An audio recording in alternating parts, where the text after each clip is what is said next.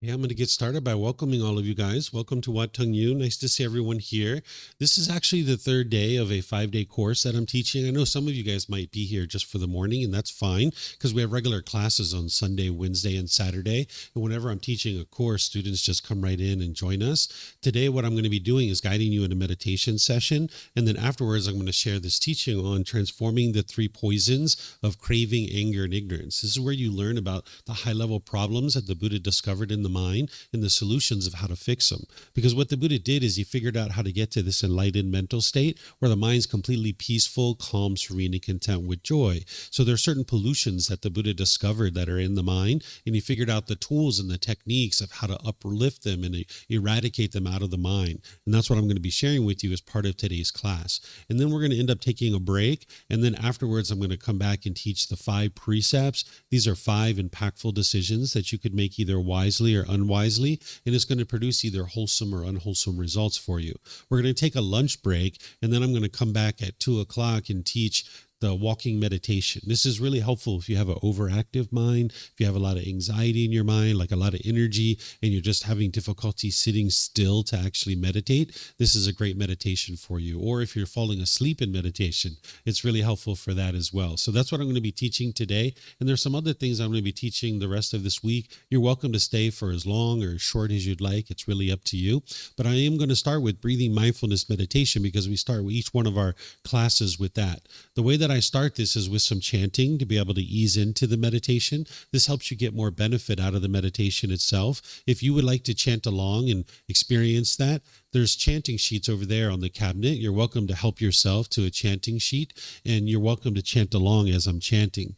During the lifetime of the Buddha, he used chanting as a way to help his students to commit the teachings to memory. Every 2 weeks, his students came together and they recited his teachings orally. So you can see it was a learning tool, or as a learning device. It's not a rite, ritual, ceremony, worship, or prayer, or anything like that. So if you decide to chant along, it's helpful to know that because it's helping to ease your mind into meditation and get more benefit out of the meditation itself. If you read the English translations, you're going to see a lot of appreciation, gratitude, and respect for the Buddha. And because of that, I don't think the Buddha even created these chants himself, because the Buddha wouldn't have walked around and said, "Here, chant these chants to me out of respect for me." This would be ego or arrogance and putting yourself above people and looking down on them. And by the time you get to enlightenment, you don't do that. You just think of yourself as being equal with everybody else. But if you learn from a teacher how to move from anger, sadness, frustration, and all these other discontent feelings to the point where your mind's completely peaceful, calm, serene, and content with joy, and this teacher didn't want anything or expect anything from you, you might actually have a lot of appreciation, gratitude, and respect for that person too. So that's why I think these actually came from his students, either during his life or after his death. Once we're in the meditation, I'm going to be providing you some guidance where I'm essentially going to be teaching you or instructing you how to meditate while we're actually meditating. But then there's going to be a period of time of quietness where we're all meditating together. Everyone here at the temple and anyone joining us online will just all be meditating at the same time. Now, during this period of time of quietness, I'm sure you're going to hear occasional sounds. You might hear a car go by, a dog barking, a bird chirping. Someone here might cough or sneeze. This is all completely normal. If you're in meditation with a craving for permanent silence, when you hear a sound, you'll cause your mind to be annoyed or frustrated. But if you understand that the world is impermanent and things are constantly changing around you, your mind can be at ease. You can be peaceful when you're in meditation because the world's working exactly the way it was intended to work, that you're not going to experience permanent silence while you're meditating. These sounds are going to arise, they're going to change, and then they're going to fade away. Then we're going to come out of meditation with some more chanting. And that's where I'll start today's class, helping you guys to understand the 3 poisons and anything else you'd like to learn that as part of the topics that I mentioned that I'm going to be teaching as part of today. In terms of your body position for meditation, there's 4 positions that the Buddha taught: seated, lying, standing, and walking. And you would learn these different positions at different times in your journey to enlightenment. It's kind of like having a tool belt, and you would use the different tools at different times to be able to help you in your journey. But oftentimes people are learning in the seated position. So I'll give you guys a little bit of guidance on this, how to help you understand some things that you might consider in finding something that's maybe even more comfortable than the way you're already sitting. It's important important to understand that you can sit however you like. There's not just one way to sit. You can sit on the floor or in a chair. Maybe if someone's at home, they might be on a bench or a sofa or in a wheelchair. You can sit however you like. So what I'm going to share with you are just suggestions or recommendations that you might consider, but you can come up with anything that you like. You can use what I'm sharing with you, or you can use something you come up with on your own. What's important is that the body's comfortable, not painful and not luxurious, but comfortable where it's in the middle. So if you're on the floor, you might have some cushions under your rear. This will kind of help soften your seat a little bit. And if you're going to bring your legs together in the cross leg position, you might just decide to do that lightly. Whereas if they're real tight, this can impede the circulation and cause pain in the lower body. Some people like to put their legs off the mat. This gets their hips up in the air, and it lessens the angle at the hips, the knees, and the ankles, allowing the circulation to flow. The Buddha put his right hand over his left with his thumbs together, and he put this into his lap. If this is comfortable for you, you could use it, but it's not about everyone doing it exactly the same way. There's other options here as well. Some people like to put their palms on their thighs or their knees. Some people put their palms up. Some people rest their hands comfortably in their lap. So you can put your hands and arms wherever you like. The same thing is true for someone who's in a chair or in a bench or a sofa or a wheelchair. You can also sit however you like. Some people like to put their feet flat on the floor or lightly cross at the ankles, but you can see me sitting here in a chair with my legs crossed. So this is an option for you as well. And then you can put your hands and arms wherever you like. In terms of your upper body, it's helpful if this is erect.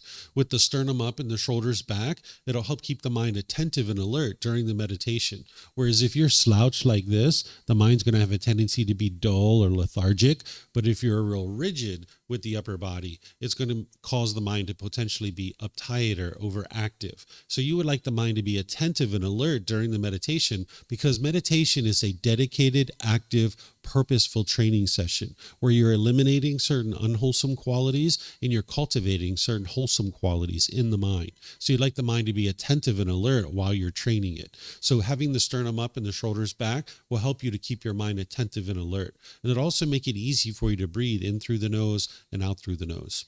So again, I'm going to do some chanting to ease into meditation. You guys are welcome to join in, and then I'll come back in with some guidance to help you.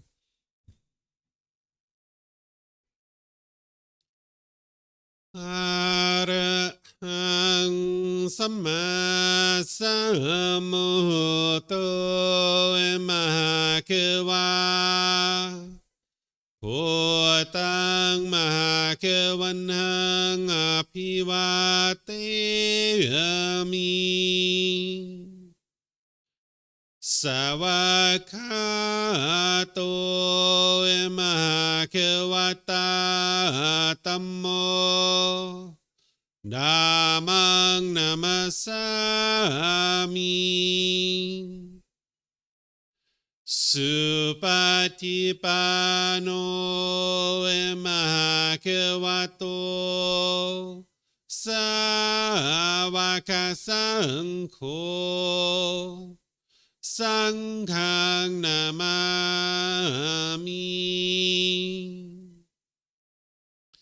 Namo Rasa Bhagavato Arahato Samma Sambuddhassa Namo Rasa Bhagavato Arahato Samma Sambuddhassa Namo Rasa Bhagavato Arahato Samma Sambuddhassa Iti piso Mahakeva Arahang Samma Sambuddho Vicacaranang Sammuno Sakato Rokavitu Anutero Purisa Dhamma sati sata tawa manusanang Hoto Bhagavati.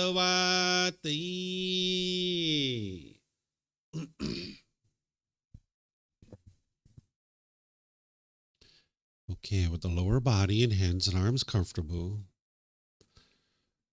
in the upper body erect. Just close the eyes and start breathing in through the nose and out through the nose. Here you're just looking to establish the breath, a nice, natural, steady, consistent breath. Not forced or controlled, just a gradual inhale through the nose, experiencing the full breath. And then whenever you're ready, exhale out through the nose. Breathing in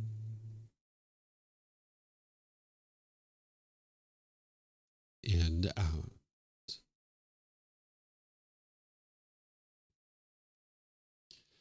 Breathing in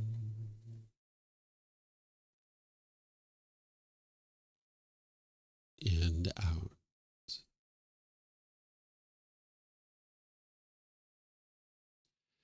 Your breath may not match up with the guidance that I'm providing, and that's okay. This is your practice. I'm just here for guidance.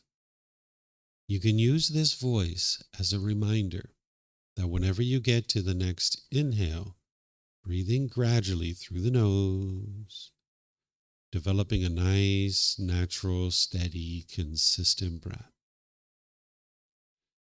And then whenever you're ready, exhale out through the nose, experiencing the full breath. Breathing in and out.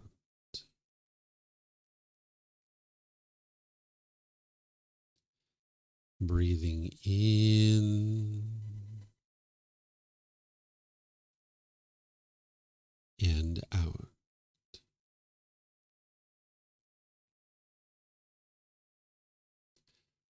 With the breath well established, start fixating the mind on the breath, either the sound of the breath coming into the nose or the sensation of air moving over the skin into the nose.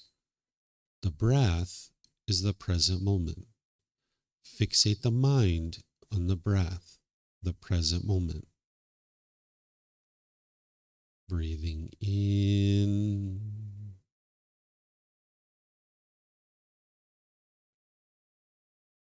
and out.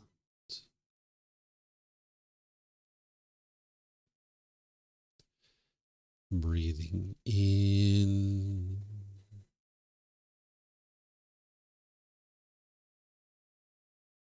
and out.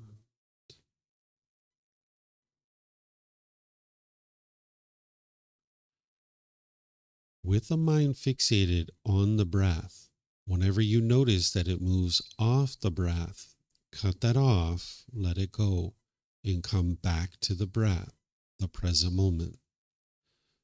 No need to observe the thought, label it, judge it, analyze it, or even try to figure out where it's coming from. Whenever you notice that the mind is moved off the breath, cut that off, let it go, and come back to the breath, the present moment. Breathing in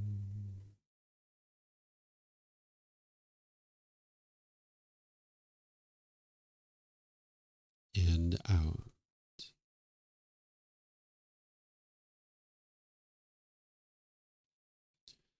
Breathing in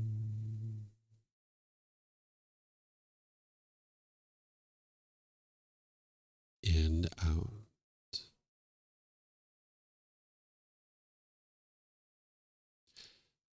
I'm going to be quiet now and let you do this work of focusing on the breath, cutting off and letting go anytime the mind moves off the breath.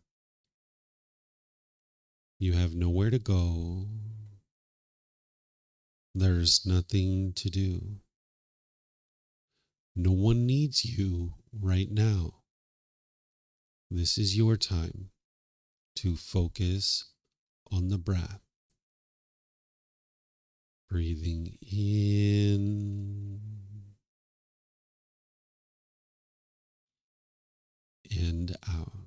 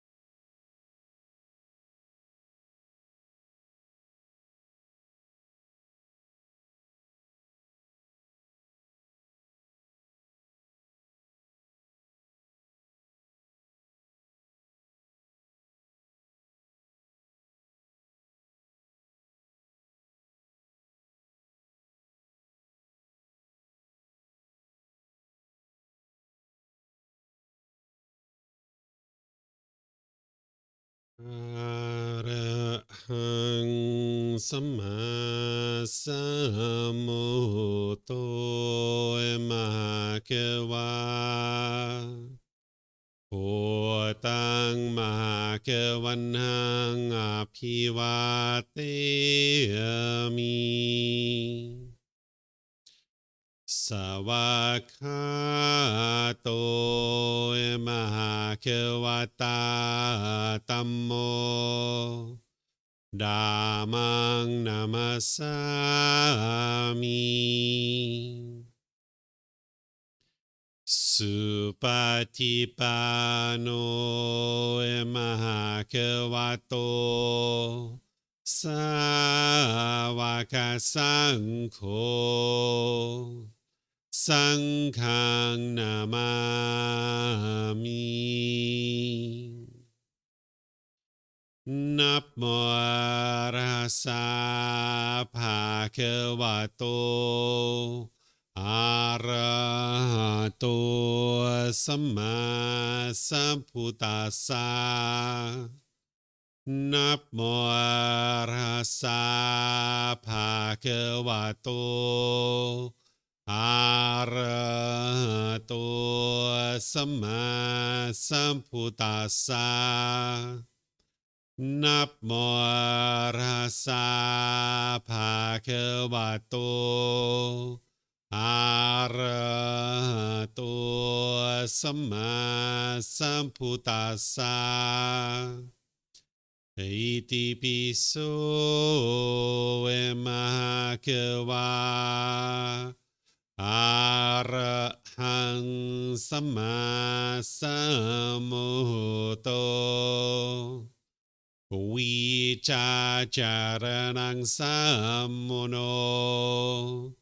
สกาโตโรกาวิตุ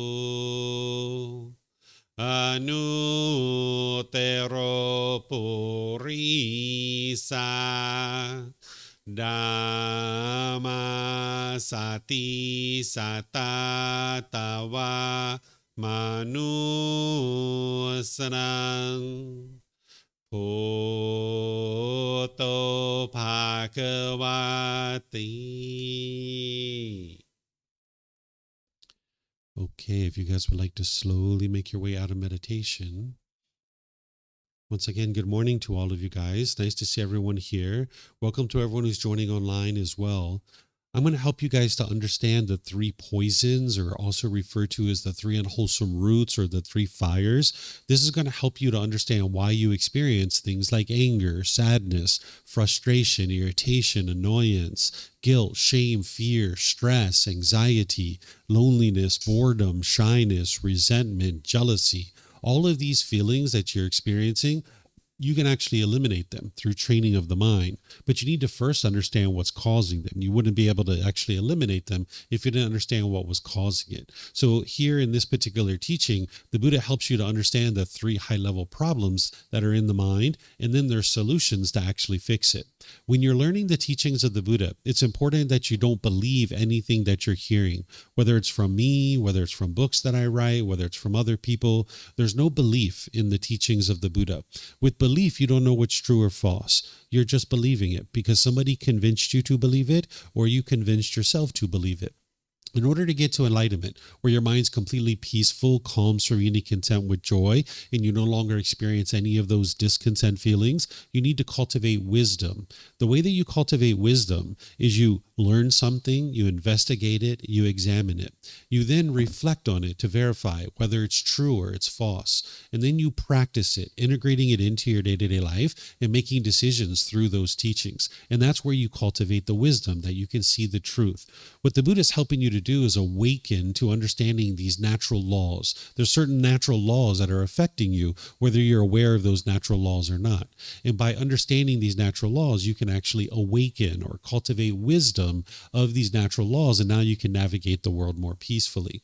So I'm going to share with you guys some teachings here that are going to help you to understand what's going on in your own mind, so that then you can actually transform this. And you'll be able to independently verify what I'm sharing with you is true, because many of you guys, I've never met you before. And you're going to hear me explaining what these pollutions are, and you're going to hear me describing symptoms that you experience because of it. And that's going to help you to confirm that your mind actually has these, because I'll give you specific examples of how you're experiencing certain things in life because of this. But then I'm also going to teach you how to uproot these and get them out of the mind, so that then you can actually experience peace and joy. You can experience harmonious relationships. You can see your personal and professional relationships really blossoming, because in the unenlightened state, you're going to experience a certain amount of bitterness and harshness and hostility, difficulties and struggles in your relationships. And usually what people do is they blame that stuff on other people, but in reality, it's coming from your own mind. And by you understanding this, you can actually transform it and experience improved results.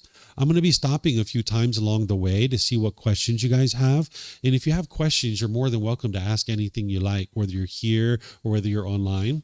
If you're here and you'd like to ask questions, we have microphones in the middle of the room in the white bowl. We also have some up here in the front. If you could just get a microphone and take it back to your seat, just press the gray button. You'll see the lights come on, and then you hold this up to your chin, and we'll be able to hear you here at the temple, and they'll be able to hear you online as well. If you speak here without a microphone, they won't be able to hear you online.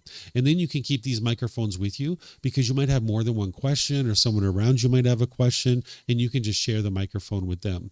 And if you're not using the microphone, if you could turn it off, that'll be helpful so we don't get feedback through the speakers. And then anybody who's online, you can put your questions into Facebook, YouTube, or Zoom in the comment section, and I'll be able to see that. Or in Zoom, you can electronically raise your hand, unmute your microphone, and ask any and all questions that you like. So these three poisons, they're called craving, anger, and ignorance. This is a high-level way to refer to the pollutions that the Buddha discovered in the mind. As I shared, I'm going to help you to understand what these are, and then we're going to talk about the solutions. The ultimate solution that you'd like to start with is something that I actually taught in this course yesterday. It's called the Eightfold Path, and some of you guys were here and you learned that, and others you weren't necessarily here. But I teach this same teaching multiple times during the month, and it's always recorded on Facebook, YouTube, and on our podcast. You can find it there as well. We have books and audio books. There's plenty of ways for you to be able to learn this particular teaching. It's called the Eightfold Path. This is the core central teaching of the Buddha that's training your mind to uproot these pollutions out of the mind. But I'm going to actually talk and help you to understand very specific things from the Eightfold Path that are addressing each one of these pollutions. But you really need to put the Eightfold Path in practice in order to really be working actively to eliminate these. First, just to talk about them from a high level, what they are, they're referred to as the three poisons, the three unwholesome roots, or the three fires. Sometimes people even call them defilements or taints or pollutions of mind. This is a high-level description of what's going on in the unenlightened mind and why you experience what you experience, why you experience anger and sadness and frustration, why you experience broken relationships, why you experience bitterness and harshness and hostility in certain parts of your life. This is going to help you to understand that. So like I said, once again, you can actually transform it. You can fix it, because it's no fun walking around with this kind of stuff. It helps you to understand how you make decisions, and those decisions lead to certain unwholesome results. Because when you make decisions through the three unwholesome roots, it's going to lead to unwholesome results, or referred to as unwholesome karma. You might have heard the word karma being used before. This word karma is from the Sanskrit language, where the original teachings of the Buddha are in the Pali language. So people who study his original teachings will tend to use the Pali word. What this means is cause and effect, or action and result. If this translated to just one English word, I would actually use it. It's nothing mystical or magical. It's not about punishments and rewards. It's not about who's to blame or who's at fault. There's no entity or being overseeing this to determine who gets what. Instead, it's a result of your decisions. Whenever you make decisions wisely, you will experience wholesome karma, or wholesome results. And when you make decisions unwisely, you will experience unwholesome karma, or unwholesome results. Each thing that you experience in life is coming from decisions that you make. Oftentimes people think that what they're experiencing in their day-to-day life is good luck or bad luck, or destiny or fate, or they might blame what they experience on an entity like God or some entity called the universe, right? Or maybe they'll blame other people for what they experience. This isn't actually true. There is no such thing as good luck or bad luck. There's no such thing as destiny or fate.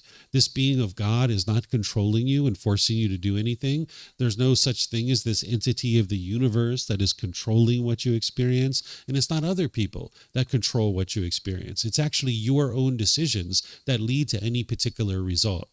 And when you have these pollutions in your mind and you're making decisions through these pollutions, it will produce unwholesome results or unwholesome karma.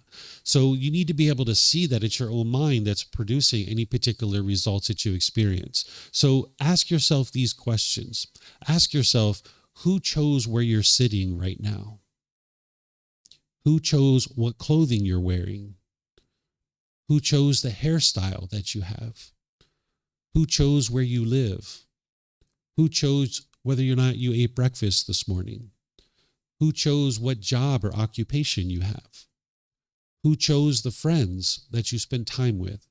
As you can see, these are all choices that you're making. And based on the choices that you make, it's going to produce certain results. Again, it's not about blame or fault or anything like that. It's just about seeing true reality. That whatever decisions you make, it's going to produce a certain result. Because if you don't understand that it's your own decisions that are leading to the particular results that you experience, then you're going to just keep making those unwise decisions and you keep experiencing the same unwholesome results. But if you understand that what you're experiencing in day-to-day life is coming from your own decisions, this is very empowering. Because if there's anything that you don't particularly care for that's going on in your life and you would rather that thing not occur, all you need to do is cultivate wisdom, make different decisions, and you will experience different results. But if you don't understand this, then you're not going to be able to do that.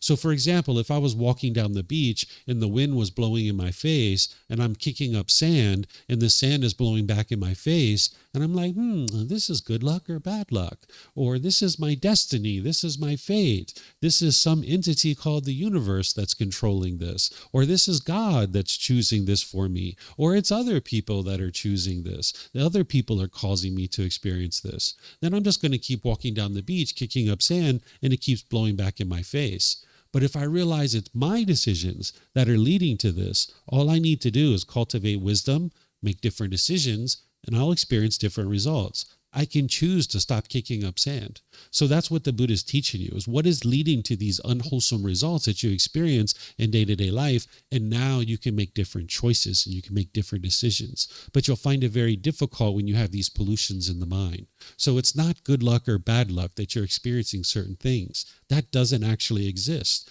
It's the results of your decisions. It's a sequence of events that is occurring based on certain choices that you make. And you can see that for yourself if you look closely at your own life. It's not destiny or fate. It's not God or some entity called the universe. And it's not other people that are causing you to experience anything specific. It's your own decisions. So when you come to understand the wholesome roots, when you understand the antidotes to these unwholesome roots, now you can make more and more decisions through the wholesome roots. And now you'll experience more and more wholesome results in your life. You'll experience this ability to be peaceful and serene and calm at all times, and you'll be able to experience wholesome results coming back to you.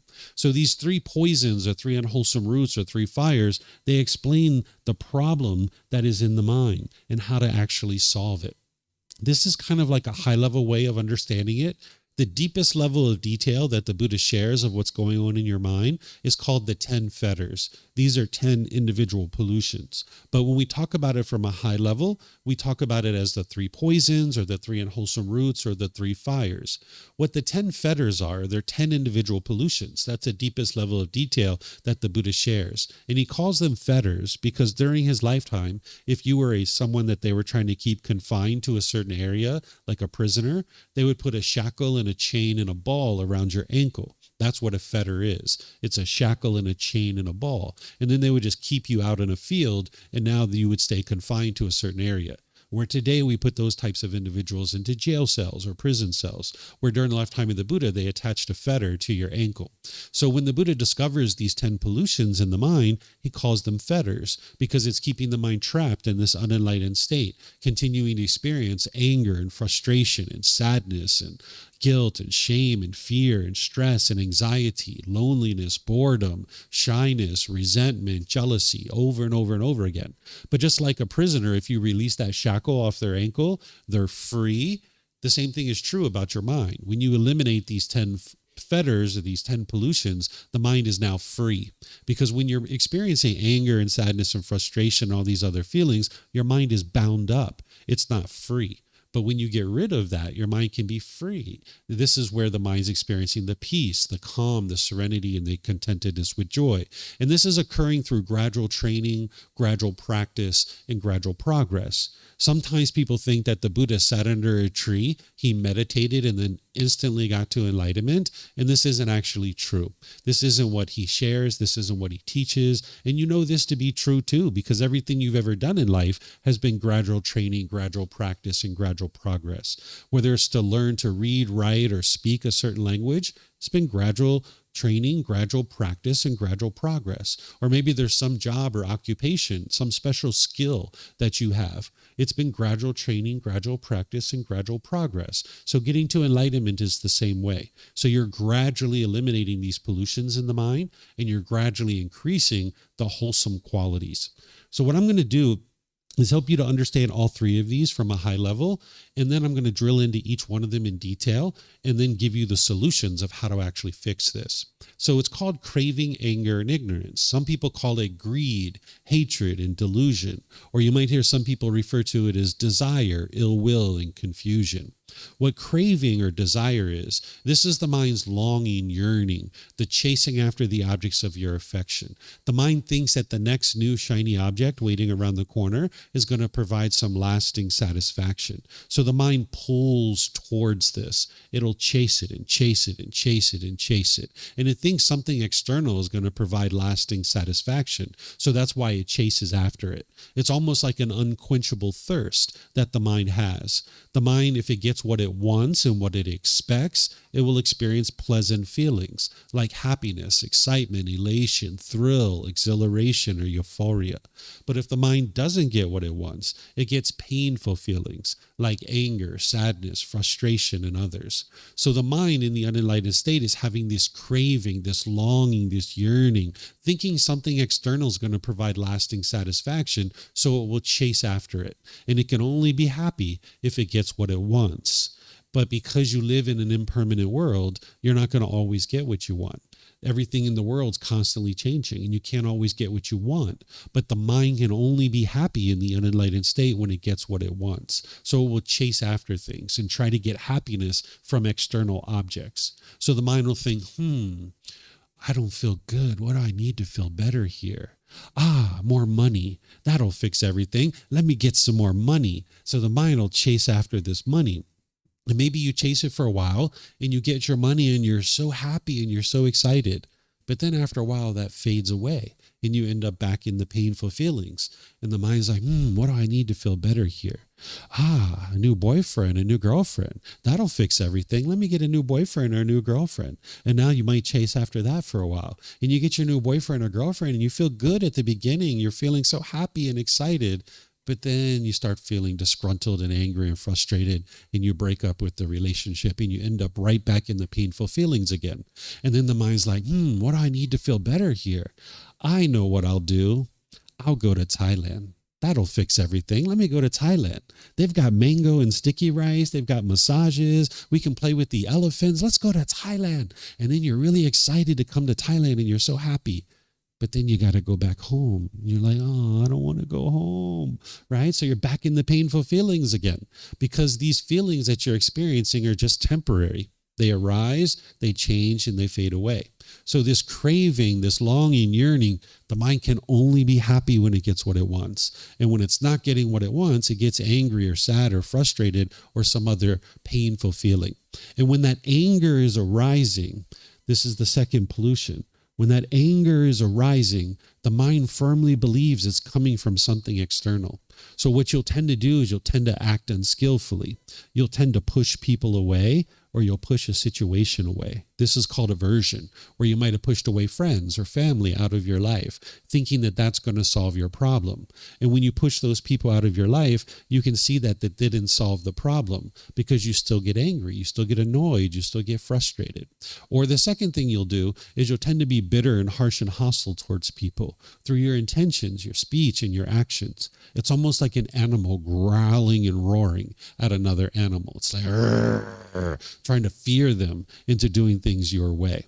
Or the third thing you'll tend to do when you don't understand that these feelings are coming from your own mind is you'll tend to put expectations on people and try to pressure them to do things your way. And this is the mind not understanding that it's its own mind that's causing this, because in the unenlightened state, you will firmly believe that it's other people who are causing you to experience these feelings. You might think it's your mom and dad, or your brothers and sisters, or your life partner, or your coworkers, or your boss who's making you angry. But it's not them that are making you angry or frustrated. It's physically impossible for someone to insert a feeling into your mind. It's actually coming from the mind itself. But the mind doesn't understand that. That's what the third one is. The mind's ignorance, or unknowing a true reality. People are translating this to ignorance, but the Buddha wouldn't have used this word because it's a derogatory and degrading word. It's diminishing other people. A better way to think about this pollution is the unknowing of true reality, the lack of wisdom, the confusion, the misunderstanding that the mind has, that the mind just doesn't understand what it doesn't understand. It will firmly believe that it's other people that's causing these discontent feelings. Because with the mind's ego in the unenlightened state, it's kind of like, I can't be the problem. It can't be me. It's got to be somebody else, right? The mind's looking for someone else to blame for what's going on within one's own mind, rather than look inward and actually solve the true root and the true cause of the problem. So this craving, anger, and ignorance is plaguing the mind. And as long as your mind has these, you'll keep making unwise decisions that are producing unwholesome results and disharmony in your relationships. So while we call it craving, anger, and ignorance, it's really because of ignorance that craving and anger continues. If it wasn't for this lack of wisdom and this confusion, you would have already eliminated your craving, you would have already eliminated your anger, and you'd already be peaceful and joyful. So that's why on the path to enlightenment, there's no belief here. You need to be able to cultivate wisdom, because wisdom is what's going to antidote this ignorance and allow you to now cultivate the wisdom of how to eliminate your craving and how to eliminate your anger. So this is a high level, but now I'm going to go into each of these individually, and I'm going to focus on the solution so you can see how to solve it. Now remember, the overall solution is the Eightfold Path. That's the core central teaching. You really need to learn that first. And if you're not familiar, we have a book series here, and this very first book is the place to really get started. You can actually download this for free. You can take it and go print it. You can get printed versions here at the temple by reimbursing us so we can use those funds to purchase more books for other people, or you can get it on Amazon if your country has access to Amazon. This is the best place to get started. The Eightfold Path is chapter 4 and 5. What I'm teaching now is chapter 8 to help you guys, but this is the text to really get started that's going to help you to develop a foundation. And we give it away to you for free because we know that this is important for you to be able to experience this transformation in your life and experience an improved and better way of life. So craving, desire, attachment, wants, and expectations. This is the mind longing, yearning, chasing after the objects of its affection, thinking the next new shiny object waiting around the corner is going to provide lasting satisfaction. It's an unquenchable thirst. If you've ever been in the mall and you've been like, oh, new pair of shoes. Oh my gosh, look at those shoes. Oh, I can't wait to get those on my feet. You're so excited and you're so happy. This is the mind longing, yearning. It's not the shoes that is the craving, desire, attachment. It's the way the mind longs and yearns for it. And now you're so happy and excited going into the store and you ask them for your size. And if they have your size and you can buy your shoes, you're so happy. But if you go inside and they don't have your shoes and they don't have your size, now you're frustrated or angry because the mind didn't get what it wanted, what it was craving, what it was longing for. It's craving permanence. If you've ever been in a relationship with a boyfriend or girlfriend, when you guys first got together, you probably were so happy and so excited when you first got together. But then over time, the relationship deteriorated and you guys broke up. And when you broke up, you might have been sad or angry or frustrated or lonely or bored, or you might have been missing this person.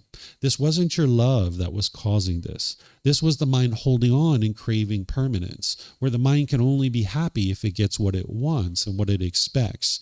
The mind doesn't like impermanence. It doesn't like change, but the world is full of change. If you think about, like, maybe someone close to you have died, grandma and grandpa, mom or dad, brothers or sisters. You might have grieved or been sorrowful during this period of time. And people oftentimes think it's their love, whether it's a relationship where you've broken up or whether someone has died. You might think it's your love that's causing this. It's not your love. It's your craving. It's your holding on, craving permanence. As long as the mind gets what it wants, it's happy. But when it's not getting what it wants, it's angry or frustrated or grieving or sorrowful. Grandma and grandpa are alive, getting what you want. You're happy about that. But then when grandma and grandpa die, the mind is experiencing grief and sorrow and sadness because it's not getting what it wants, which is this craving for permanence. It's longing, yearning for things to be permanent. This has been going on ever since we were children. Think about when we were children. You might have went to your mom and dad and said, "Mommy and Daddy, can I have chocolate and ice cream?" And they said, "Sure, here you go. Here's your chocolate and ice cream." And you said, "Thank you, Mommy and Daddy. You're so great. You're the best Mommy and Daddy ever."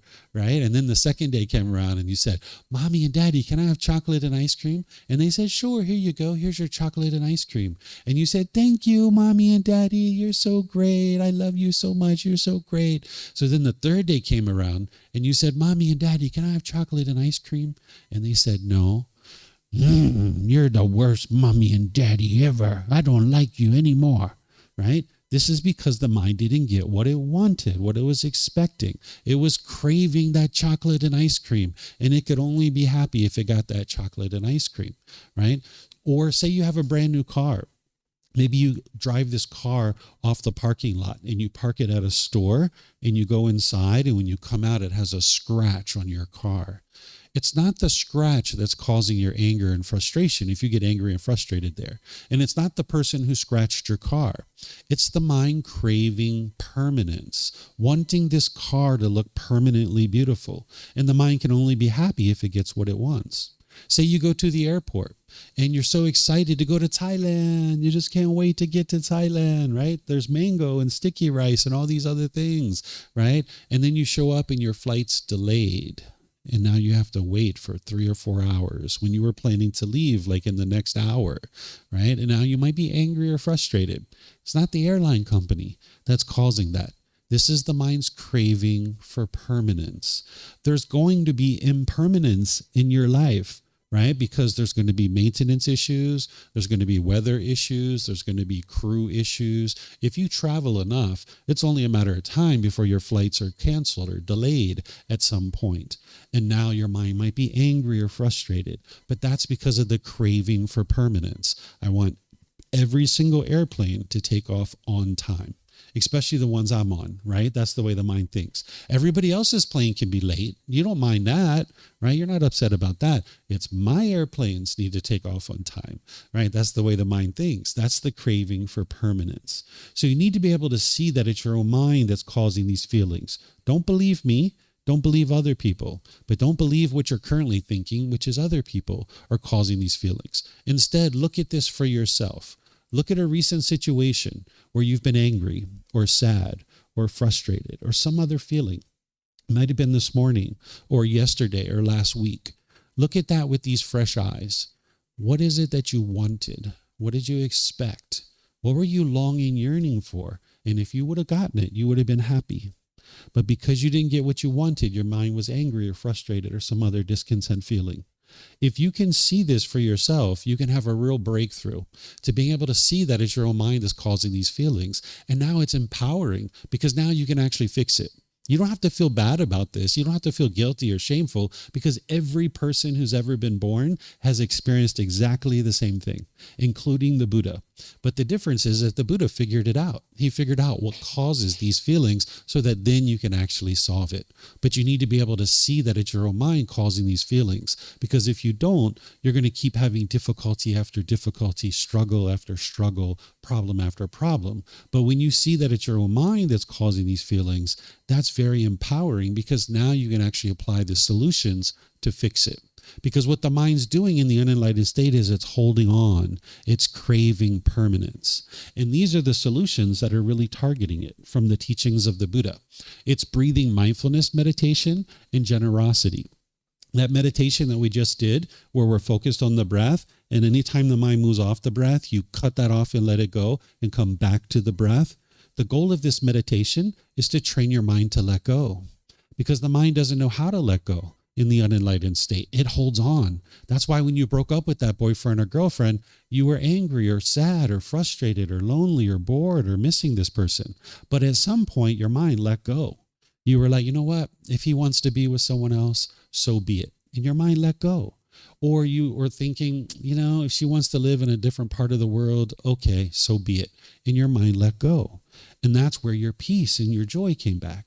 But again, the mind doesn't know how to let go. So this meditation, if you practice it daily, it's training your mind to let go. The goal isn't to eliminate your thoughts. Sometimes that's what people think when I teach this, that you're focused on the breath, and anytime the mind moves off, to cut it off and come back. They think if they have a thought during meditation, that that's problematic. It's not problematic that you're having a thought. What you need to be able to do, though, is notice your thoughts sooner and sooner and cut it off and let it go easier and easier. Even enlightened beings have thoughts during meditation. But the difference is that an unenlightened being, they will have rapid thoughts. It'll be like thought, thought, thought, thought, thought, thought, thought, thought, thought, thought. You might have had that when you're in meditation this morning. Or you might have had a thought and you followed it for a period of time. You looked at it, you played with it, you indulged in it. And then you were like, oh yeah, that's right, I'm meditating. Let me bring my mind back to the breath. So an enlightened being, they will have a thought, but then they will notice it right away and cut it off and let it go and come back to the breath. And then there'll be quietness and stillness in between their thoughts. So the goal of this meditation is to train your mind to let go. So if 10, 15, 20, 30 times during your meditation, you had to let go and come back to the breath, perfect. That's what you're doing. You're exercising the mind. You're building this internal mechanism in the mind to be able to let go. Then you'd like to practice generosity. Generosity is also training your mind to let go, because in the unenlightened state, you won't be interested in practicing generosity. The mind will be somewhat selfish, where you'll hold on to things very tightly. This is the craving, desire, attachment. But when you're practicing generosity, you're giving and sharing with the people around you without any expectation of anything in return, such as your time, effort, energy, and resources. So you would like to share with other people, because your mind won't want to do that. You'll hold on to things and you'll hoard things. It's my money, my food, my clothes, my jewelry, mine, my boyfriend, my girlfriend, right? The mind's holding on to everything very tightly. But you can practice generosity. You can live open-handedly. You can be joyful in giving and sharing with other people. And this trains your mind to let go. So you can do very simple things. Like say you're walking into a store and you notice that there's someone behind you. You could actually open the door, not just for yourself, but you could stand there and hold it for someone else and let them go in first. But when you're practicing generosity, you need to do it without any expectation of anything in return. Because if you're standing there holding the door, expecting them to say thank you, and they don't say thank you, you'll be irritated, you'll be annoyed, you'll be frustrated, because your mind wants something, which is a thank you. Because some people are going to walk through the door and say thank you. Other people aren't going to say thank you because of impermanence. Not everybody's going to say thank you. The world is impermanent, but the mind craves permanence. So if you're standing there with a craving for every single person to say thank you, you're going to cause your mind to be annoyed or frustrated. So you need to practice generosity without any expectation, not even a thank you. So maybe you're going to the market. You're buying yourself some mangoes. Maybe you know that your neighbor likes bananas. So just toss some bananas in there. It only takes you an extra 30 seconds or a minute to get some bananas and share it with your neighbor. So you can give and share really anything with anybody. And this is going to help train your mind to let go. but you need to do it from the middle. Whereas if you overextend yourself and you share excessively, you're not going to have the resources that you need in order to sustain your life. But if you're never sharing, then you're going to be quite selfish. So you need to come to the middle where you're choosing to share with people around you, but you're doing it from the middle way, where you're not doing it excessively, but you're not never sharing either. So if there's certain things that you see in your life that you're experiencing discontentedness with, if you practice generosity around that thing, then it's actually going to help you to train your mind to let go. So for example, say you get your clothing out of the washing machine and you see it's ripped and torn and you get frustrated about that. That's your craving for permanence, craving your clothing to be permanent. And you're attached to your clothing. Your feelings are attached to your clothing. But your clothing is impermanent. But your mind is holding on to it and craving for it to be permanent. So now you can start practicing generosity. Start giving away some of your clothing, right? This is going to help train your mind to let go.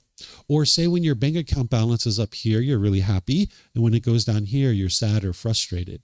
You're attached to your money.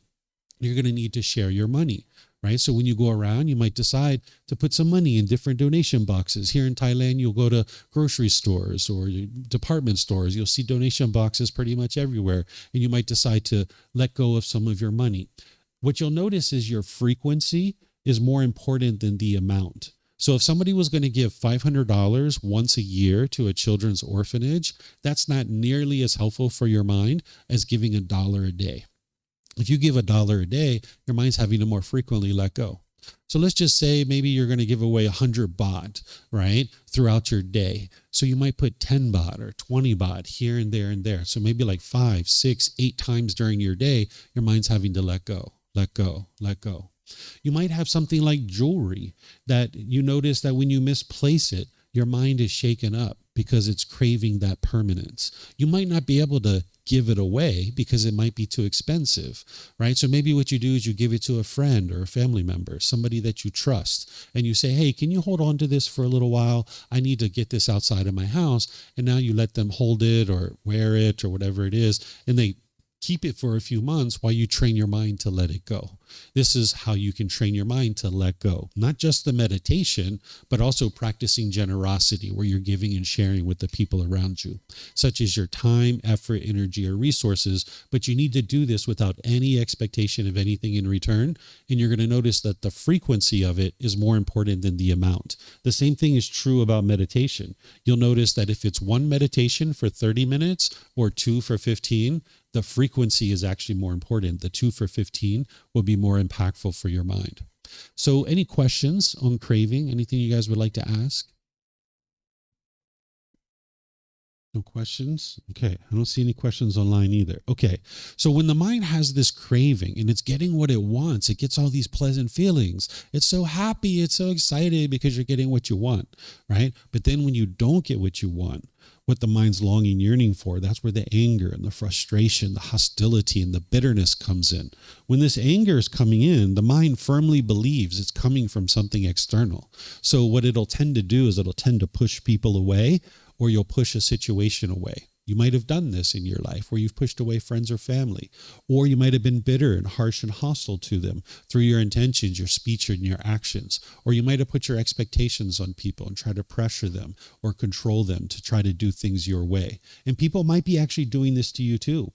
You know, parents oftentimes do this where they will try to control their children, put pressure on them. Or you might have friends or coworkers who are pushing you aside or being bitter, harsh, and hostile to you, or they're putting expectations on you. This is coming from their craving. They're craving for you to do it this way. Their mind is craving this permanence, right? So the mind in the unenlightened state can only be happy when it's getting what it wants and what it expects. But because you live in an impermanent world, you're not going to always get what you want and what you expect. So the mind, if you can only be happy when you get what you want, you're actually limiting your happiness. You're sabotaging your ability to be happy, because the mind's kind of like, if my mom and dad do this, if my brothers and sisters do this, if my boss does this, if the weather is like this, if I have this kind of house and this kind of car, and I have this much money in my bank account, then I'll be happy. right? So there's all these conditions that are limiting your ability to be happy. That's what the craving, desire, attachment's doing. And when you're not experiencing what you want, that's where the anger and the bitterness and the hostility is coming into the mind. And now you damage your relationships because people don't like to be around that bitterness and hostility. People will go away from you, right? So there's a transformation here that you can change this. You can get to the point where you're loving and kind with all beings, where you can be gentle and you can be caring and loving with all the people around you. There's a meditation called loving kindness meditation, where this is actually going to rewire your mind to be loving and kind. It's a different type of meditation than what we did this morning. I'm actually going to be doing it with students this Sunday at 6:30 here at the temple, 6:30 at night, where we have Sunday night meditation, and I'm going to be doing loving kindness meditation. It's a different type of meditation where you're essentially rewiring the mind to be loving and kind with those around you. But then you're going to need to go out into the world, and you're going to need to practice in your daily life being loving and kind through your intentions, your speech, and your actions. Because in the unenlightened state, when you firmly believe that it's other people who are causing you to be angry and frustrated, you might think they deserve your bitterness. Like when you're bitter and harsh and hostile, you might think they deserved it because they made me angry. But that's not true. That's part of that lack of wisdom that the mind has. So you need to be able to see that it's your own mind causing these feelings. And the last thing you're interested in doing is being bitter and harsh and hostile to people, because it's just damaging your relationships. So in the Eightfold Path, that core central teaching that the Buddha shares, he helps you to understand how to wisely practice speech, actions, and livelihood, which is your moral conduct that doesn't cause harm to others. Because there's only one person in the world that actually makes decisions the same way as you.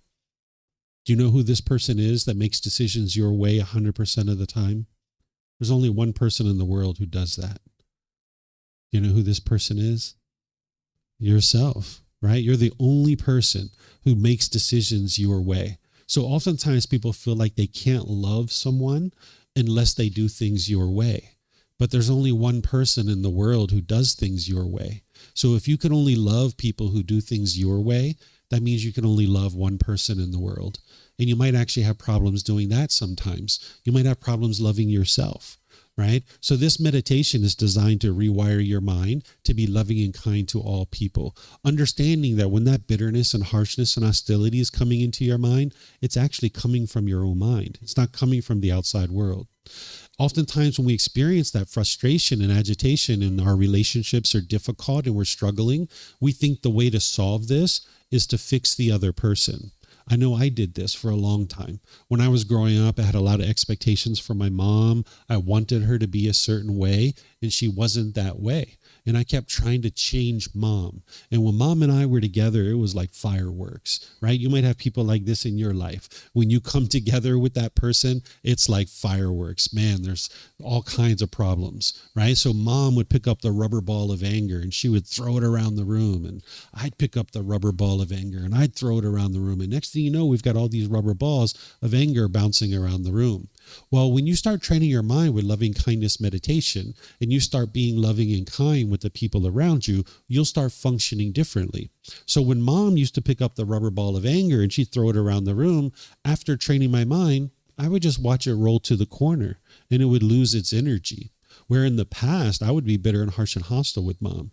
And mom was confused when she was being bitter and harsh and hostile and I started being loving and kind. Her mind was like, whoa, what's going on here? And she could see that it was her mind that still had anger and frustration. Where when I was being angry and bitter and hostile and harsh, she couldn't see that. She thought it was me that was the problem, and I thought she was the problem. So we're just pointing the finger at each other. But when you realize that it's your own mind and you can't solve your relationship problems by changing the other person, you need to focus on your own mind. Then you can actually do the real work with loving kindness meditation and practicing loving kindness in day-to-day life. And this is what's going to transform your mind and transform your relationships. So after training my mind, when mom would be bitter, harsh, and hostile, say we're talking on the phone, she was used to me being bitter and harsh and hostile back. But when she would be bitter and harsh and hostile, I would just say things like, Mom, I love you so much. I know that I've been bitter and hostile with you in the past, but I'm not going to do that anymore. I'd really like to see our relationship get to a better place. I'm going to get off the phone. I'll talk to you another time, Mom. I love you. Bye-bye. And she's like all angry and frustrated. And she got all this love and this kindness from her son, right? So then maybe there'd be like 3 months or 6 months. We wouldn't talk for a while. Then we'd start talking again. But it was only a matter of time. After a few weeks or a few months, she'd be bitter and harsh and hostile again. And I'd say, Mom, I love you so much. I apologize for the things that I did in the past. I was really unwise to talk to you like that. But I'm choosing not to do that anymore because I'm prioritizing our relationship. And I really like to see us get to a better place. I love you so much, Mom. Bye-bye. I'll talk to you later. Right? And I get off the phone and she was like so surprised. And slowly but surely, Mom started becoming loving and kind because that's what I was putting out. As long as I was putting out anger and hostility and bitterness, that's what was coming back to me. But when this anger and hostility was coming at me, I just put love and kindness out. And slowly but surely, Mom became loving and kind. So the last 10 years of her life, we didn't have any bitterness and hostility in our relationship whatsoever, which was completely different than the way I grew up. Because when I grew up, there was a lot of anger and hostility because I had expectations. I wanted Mom to be a certain way, and she wasn't that way. And I kept trying to change Mom and trying to force her to do things my way. But that's not the way that you're going to improve your relationships. You need to change your own mind. And this is what's actually going to create improvement in your day-to-day life. So the loving kindness meditation and being loving and kind in your day-to-day life, that's what's actually going to improve this. Let me take a little poll. I sometimes ask this question when I teach this. How many of you guys agreed with every single thing your parents ever did in your life? Can you raise your hand? I didn't agree with my parents, but is there anybody here? I've never had anybody raise their hand. So you haven't agreed with what your parents have done 100% because of impermanence. Not everybody's going to do things the same way. So what you need to do is you need to separate the choices and decisions that the people make around you from the person themselves, where you can love the person, but you can disagree with the choices and decisions. Because everybody's had different experiences in life, you're going to disagree with people's choices and decisions. Because remember, there's only one person who makes decisions your way 100% of the time. So if you separate the choices and decisions that people make from the person themselves, then that means you can love everybody because you can disagree with the choices and decisions while still loving the person. Loving the person means that you have a genuine interest in seeing them be well, that you don't put expectations on them, you don't try to control them, you don't try to force them to be a certain way. What the mind does in the unenlightened state is you try to force other people to do things your way. But what you would like to do is separate their choices and decisions, understanding that that's normal, that's impermanence. Then you can actually love the person. You can love everybody. So I love every single one of you. You didn't earn my love. There's nothing that you did in order for me to love you. So there's nothing you can do for me to stop loving you. This is called unconditional love, that there doesn't need to be any condition met in order for me to have love for you, meaning I have a genuine interest in seeing you be well. That's why I come here and I share these teachings, because I love you. I would like to see you be well.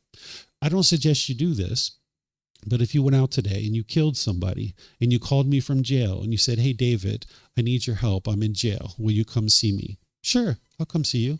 I'm not angry. I'm not frustrated, because that anger and frustration is that the mind wants everybody to do it this way. And if they do it this way, you're happy. But if they don't do it that way, you get angry or frustrated. So there might be certain people in your life that you like and certain people that you dislike. That dislike is coming from your own mind because the mind is craving permanence, wanting everybody to do it this way. And if they do it this way, you'll like them. But if they don't do it that way, you'll dislike them. So this loving kindness meditation and practicing loving kindness in your intention, speech, and actions is what's going to transform this for you. So you can get to the point where you love everyone unconditionally. Right now, if you're falling in love and out of love with people, or if you think love hurts and love is painful, you're not actually understanding love yet. That's not love. That's craving, desire, attachment that is producing that. What you would like to do is get to unconditional love. And now you can have love and care for everybody. Okay, so this is the anger, the hostility, the bitterness. That can be transformed with loving kindness meditation and practicing loving kindness on a day-to-day basis. Any questions here on this one? Yes, sir.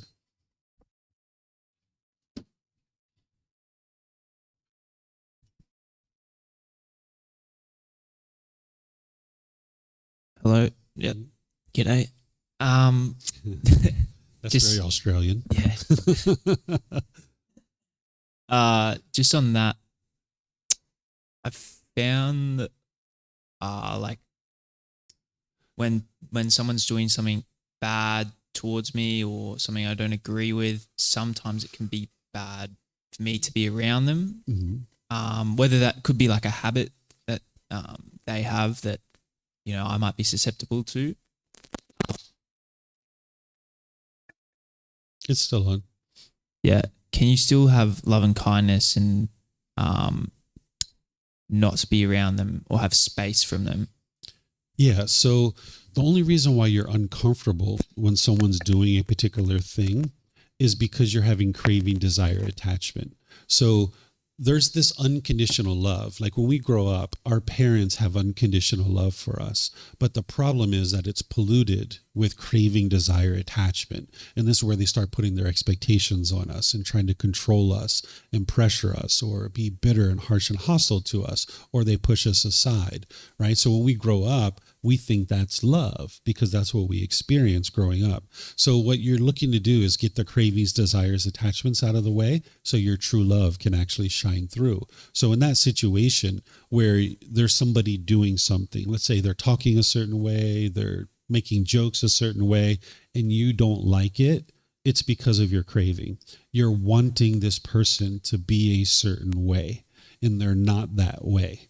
So your mind's craving this permanence. So it's important that you see that that's coming from your own mind.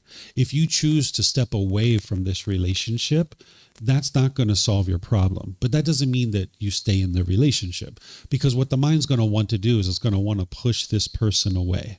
That's called aversion. You're trying to create this little bubble for yourself that everybody does things my way. And if they don't do it my way, I'm going to push them away. Now I get my bubble, right? Or I'm going to be bitter, harsh, and hostile to them and fear them into doing it my way. Or I'm going to put my expectations on them and pressure them to try to do it my way.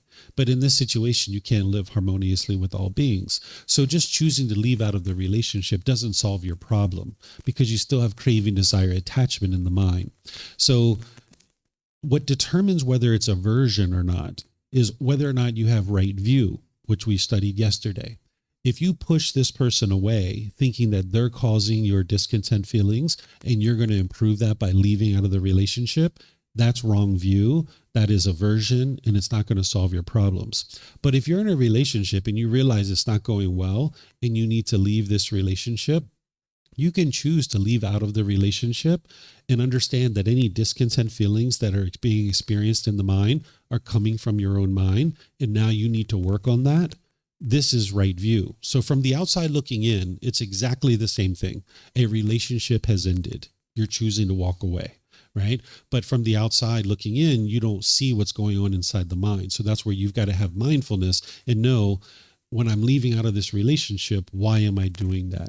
Well, it might be because you would like to step away and you'd like to train your mind to let go of your cravings, desires, attachments. So there's certain relationships that you have right now that you're going to need to let go of. And you're going to need to move on, every single one of you. If you would like to get to better relationships, maybe there's certain relationships that are bitter and harsh and hostile, and it's very difficult for you. And you're not interested in seeing this relationship continue. You're not committed to the relationship. And the best way to solve that is just move on, right? Then there's a second category of relationships, people that you're having difficulties in the relationships with, but you're committed to this relationship and you would like to see it work, like with me and mom, right? And what you're going to need to do is you're going to need to step away from the relationship, work on your own mind, and then you can come back into the relationship and you'll experience improvement. Then there's a third category of relationships, brand new people that you've never even met yet. You don't even know their names. You'll only ever be loving and kind with those people, and that's all that you're ever going to experience in those relationships. So these are the three categories of relationships and how you clean them up. To answer your question, you can step away from a relationship and still have love, right? but you need to be able to make sure that you're working to eliminate your cravings, desires, attachments. So when I would step away from my mom for several months, or sometimes I was away from my mom for 3 years one time, or 5 years, I still loved her, meaning I had a genuine interest in seeing her be well, but my mind couldn't function well in that relationship. And I needed to give my mind a break to be able to train it to let go. And her mind was letting go too when I stepped away. And I did the same thing with my sister. I stepped away from that relationship for a period of time, trained my mind to let go. And that entire time, I loved my sister, meaning I had a genuine interest in seeing her be well, but I knew that it wasn't wise for us to be in a relationship together at that point. So we just kind of slowly went away. We both worked on our mind, and now we've come back together all these years later, and our relationship is wonderful. We don't have any issues in our relationship whatsoever. So you can do what's called loving someone from afar, because to love someone is just to have a genuine interest in seeing them be well. And that doesn't require you to have a relationship with them. Mm-hmm. So basically, as long as you're stepping away, not for the purpose of trying to fix your own anger and upset and hostility, but stepping away because you know it's not good for you, and so that you can work on your own internal thoughts or feelings, that's okay. Yeah, you need to eliminate the underlying cause, which is craving, desire, attachment. Because the relationships like your parents, your siblings, your life partner, your children, people like this, those will be the most difficult relationships for you because your mind's holding on and craving for them to be a certain way. And oftentimes what you need to do is step away from the relationship to be able to train your mind to let go. Right? There's other things you can do too. This is a class that I teach. I taught it 2 weeks ago. It's called Harmony in Relationships. And I teach people other techniques that they can use besides just stepping away, because just choosing to step away is not going to solve your problem. You need to be using the Eightfold Path. You need to be using other techniques to be able to train your mind to let go. But if you're stepping away, understanding these discontent feelings that you're having are coming from your own mind. It's not coming from the other person. And now you're going to work on your mind to solve this. That is right view. And that's could be a wise decision. But if you're stepping away from the relationship and saying, oh, I never want to see that person again, they're making me angry, and it's a toxic relationship, this person is toxic, they're a narcissist, blah, blah, blah, blah, blah, pointing the finger at them, that's not wise. That's wrong view. You're not looking in the right place for the problem that you're experiencing. So therefore, you're not going to actually be able to solve it. Mm-hmm. All right. So I don't see any other questions anywhere. So now you guys are starting to understand craving and anger, right? There's this craving, this longing, yearning. And when the mind gets what it wants, it's happy. When it doesn't get what it wants, it gets painful feelings like anger, sadness, frustration, and others. And that's where it's pushing away. It's being bitter, harsh, and hostile and putting expectations on people. Where all this is coming from is this last one. Oftentimes people call it ignorance. I tend to use the phrase unknowing of true reality, or lack of wisdom, confusion, misunderstanding.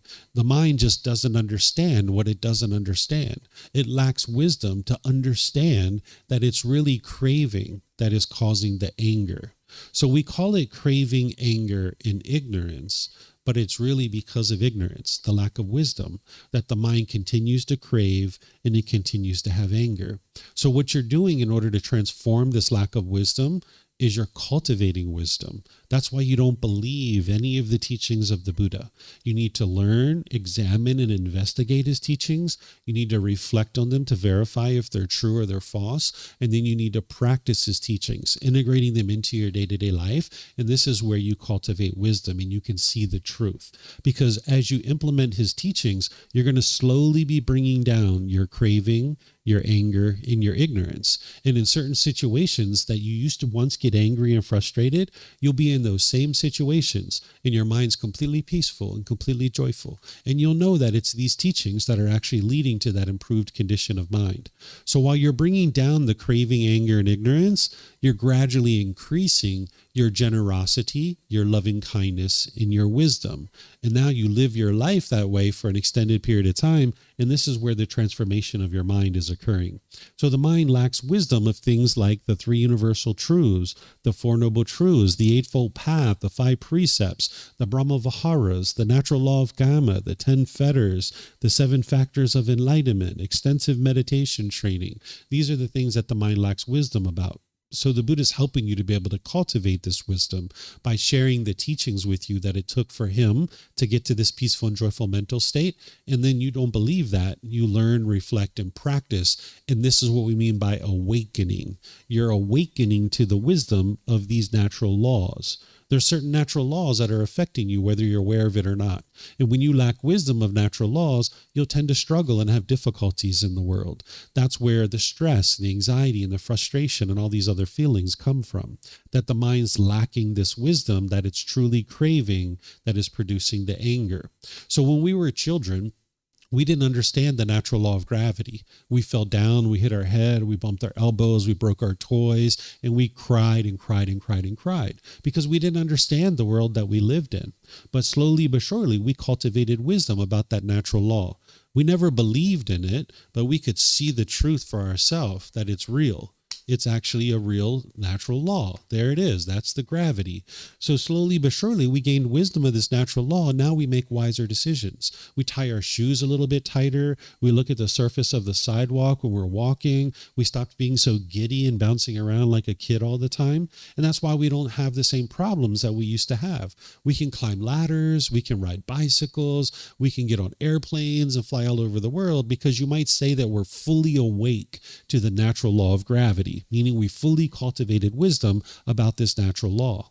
Well, there's other natural laws that are affecting you, whether you're aware of it or not. And that's what the Buddha is helping you to be able to awaken to, is to understand this cause and effect, or this action and result, and helping you to see that when you make decisions, it leads to certain results. And now with new wisdom, you'll be able to make wiser decisions in your relationships, in the way that you interact with people. And now you'll experience improved results. But you need to start with your own mind and training your own mind to cultivate wisdom. And that's why someone might choose to come to the temple, read books, consult with a teacher, and things like that. So you're cultivating wisdom to now be able to awaken so that you can now navigate the world more peacefully through these natural laws. So this is the ignorance or the unknowing of true reality. And your goal here is to cultivate wisdom. And that's what's going to allow you to now learn how to eliminate craving, which is going to help you to eliminate your anger. So any questions here on this one? No questions? Okay. So I'll just give a little summary and then we'll kind of finish up and take a little break. There's the 3 poisons or the 3 unwholesome roots or the 3 fires. These are craving, anger, and ignorance, or greed, hatred, and delusion, or desire, ill will, and confusion. These are called the 3 unwholesome roots because they produce unwholesome results for you.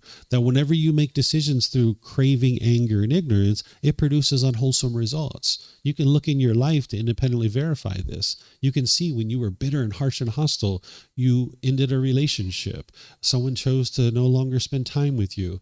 Maybe you lost your job or something like this, right? You can see it produces unwholesome results. But there's antidotes to this. There's the 3 wholesome roots, which are the exact opposites of craving, anger, and ignorance.